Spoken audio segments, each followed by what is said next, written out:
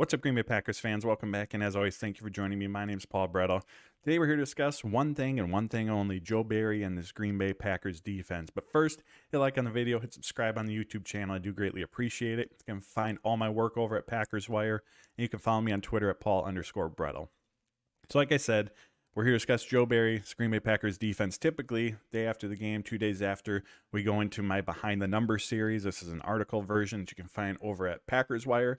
And in that article, I did dive into some other aspects of this game, Packers red zone issues, Aaron Jones return to action, Packers playoff chances following 2 consecutive losses. But for today, we're focusing on the big one only, Joe Barry, the Green Bay Packers defense. We'll start with the Bucs game specifically.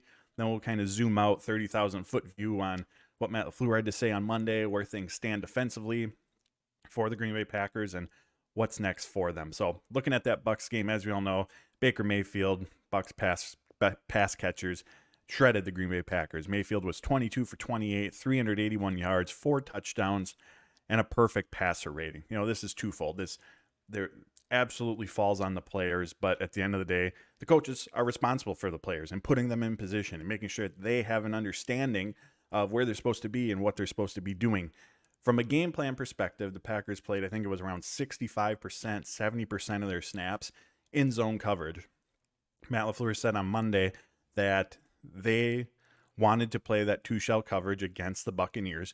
And on paper, going into the game, before we knew how all of this was going to unfold, you can understand why that's the approach they wanted to take. From the Packers' perspective, you got Eric Stokes, a cornerback, hasn't played significant defensive snaps in 13 plus months. You got 7th-round rookie Carrington Valentine. You're without Darnell Savage at safety. You got Jonathan Owens, Rudy Ford on the back end. And you're going up against Mike Evans, Chris Godwin. Baker Mayfield came into this game ranked 4th in downfield pass attempts of 20 or more yards this season. So given all that, you can see why the Packers would want to take a more conservative approach in terms of zone coverage, playing cover 2 to provide your cornerbacks with extra help, to have a little additional protection on the back end from that deep passing play. Now, where the issues with that lied were, one, the lack of adjustments, and that's just something we've seen. This wasn't just the Bucs game where that happens. That's what we've seen throughout the course of the season.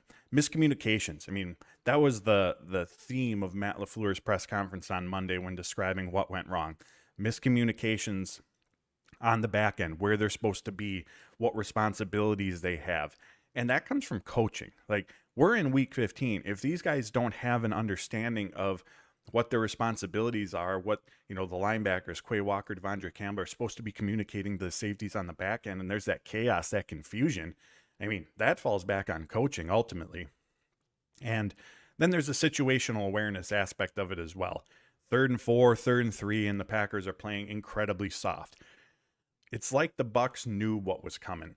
And Keyshawn Nixon, even to a degree, said something similar after the game. He goes, they schemed us, and they knew what we were in. They knew where all the soft spots were in that Packers zone coverage, what they were going to be doing, where they were going to be. And that goes back to the larger issue of Joe Barry's defense. And I talked about this in, I think, a video last week. Whether they're playing Patrick Mahomes, whether they're playing Tommy DeVito, you get the same from this Green Bay Packers defense, and just overall in what the game plan looks like each week. It's just a lack of creativity. And a lot of times that's because of the passive approach that they take. You have the guys dropping back into coverage. They have their zone that they're responsible for. You're protecting against the big play, so there's a lot of stuff underneath. And then depending on the situation, the 4 or 5 pass rushers that the Packers have, they go get after the quarterback. They've implemented some more stunts this season up front to, cause some chaos, confusion for the offensive line, but that's really the extent of it. Like, that's what this Green Bay Packers defense is. And the Bucs, it looked like, absolutely knew what was coming, where they were going to be. And when we look at, if we break the game up into, first half, second half, when an offense comes out and finds early success against the defense, moving the ball, putting points up on the board, like the Bucs did against the Packers, we can point to the game plan as being one of the major issues in that problem. In the third quarter, when an offense is coming out and they're moving the ball and they're scoring like the Bucs did, we can point to a lack of adjustments. Big picture over the course of the season, when there's very little to no growth from a number of the defensive players on this Packers team, who's playing better right now than what they were at the start of the season? The only player that comes to mind right now is Kenny Clark. Other than that, from a development standpoint, the growth standpoint, it's been kind of stagnant for this defense. They're either, plateauing at particular positions, or they're going backwards. And all of that falls on coaching. These players were not put in positions to be successful, to make plays on the ball. Like I said, the Bucs were finding the soft spots in the zone coverage. Out of Mayfield's 28 pass attempts, only 2 of them were contested. The Bucs were playing pitch and catch all day out there. They generated 14 explosive pass plays against the Green Bay. That's a massive, massive number. And this next path that I'm going to go on is just me pontificating. I have, zero idea if this is a factor to some degree, to no degree, where it stands. But Matt LaFleur, when he made the decision to hire Joe Barry, he wanted to run this specific defense. So as he's going through his interviews, he wants this defense ran, and he's searching for who he feels is the best person to implement this style, this Vic Fangio style of defense that we see the Green Bay Packers running. And I do wonder if in hiring Barry to run that, it was a bit of a, as the saying goes, square peg, round hole, just doesn't fit. Because Joe Barry's background, I know he's been in the league for a long time, going back to the Bucs Super Bowl win in the early 2000s. Like, he's been around, but his roots, what he came up with as a coach on the defensive side of the ball doesn't stem from this Vic Fangio coaching tree. Barry's experience with this system prior to Green Bay was 1 year as a linebackers coach under Brandon Staley, who coached under Vic Fangio. So he wasn't even with Fangio for a year. It was with Brandon Staley and getting his interpretation, his style, or his twist on that defense. And then Barry, 1 year of experience in that system, coming in and now has to implement it, now has to teach it. And as we look back at, again, not just the Bucs game, but consistently the issues that pop up over the last 3 years with this Packers team, it's miscommunications, it's a lack of adjustments, it's to a degree some predictability.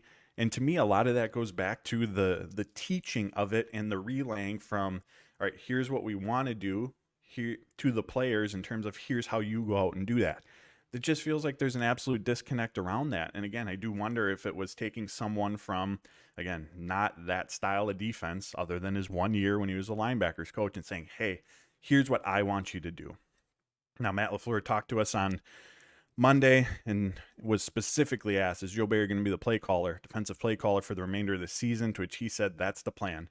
So I'm not surprised by that move. There's nothing that's happened over the last 3 years that would have suggested that the Matt LaFleur would have made that type of move, especially with just 3 games left in the season. I mean, you remember last year against the Philadelphia Eagles, I think the Eagles ran for like 300 some rushing yards against the Green Bay Packers. And, as it's kind of similar to this year where they're trying to make some form of a playoff push. But, again, just looking back throughout the last year, there was no signs that this was going to be it for Joe Barry.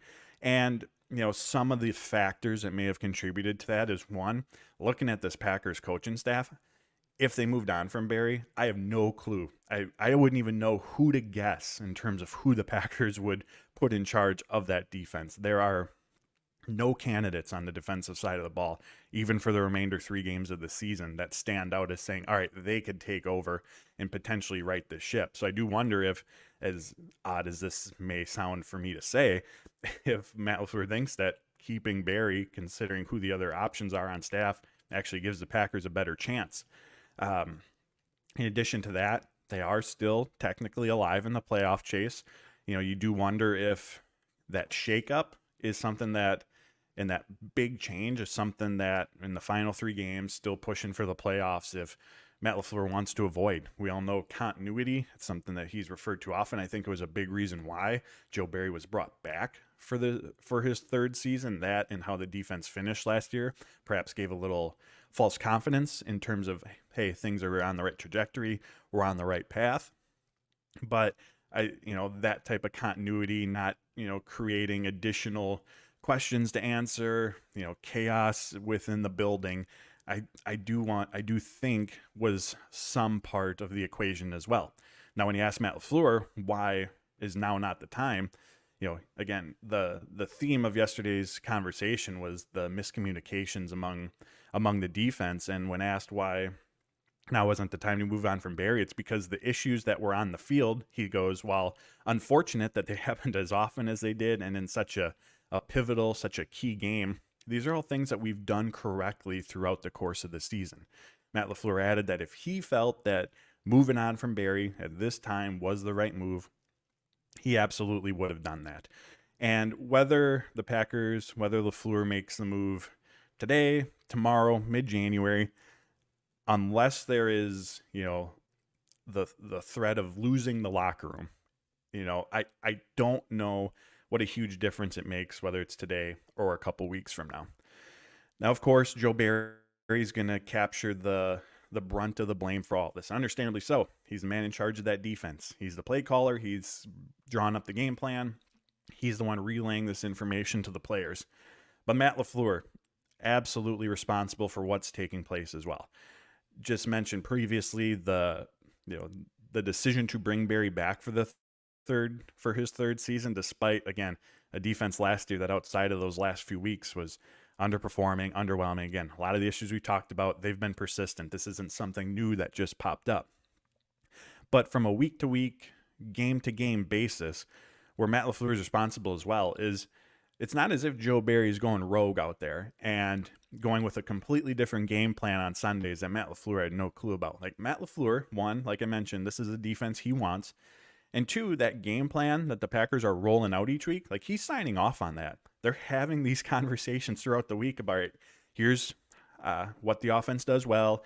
Here's how we're going to, attack it. Here's what we're going to do. Like, Matt LaFleur is signing off on these game plans. And then in game, when the Buccaneers are getting a ton of easy completions, the defense can't stop them whatsoever, Matt LaFleur needs to step in and say, hey, we need to do something different. Whether it's a specific suggestion or just saying, hey, do something different. At the end of the day, Matt LaFleur is the head coach. He's the CEO of this team. He's responsible for everyone and everything, especially what takes place on the football field on Sundays. And while, yes, he's the offensive play caller, and he's making his own adjustments as the game goes on, especially when the Packers defense is on the field and he doesn't have to be calling plays, does doing that and then also having to be, fully engaged with what's going on the defensive side of the ball as the game's unfolding, so he can step in and make those, adjustments or suggestions to Joe Barry as needed. Is that a lot on a coach's plate on game day? Absolutely it is.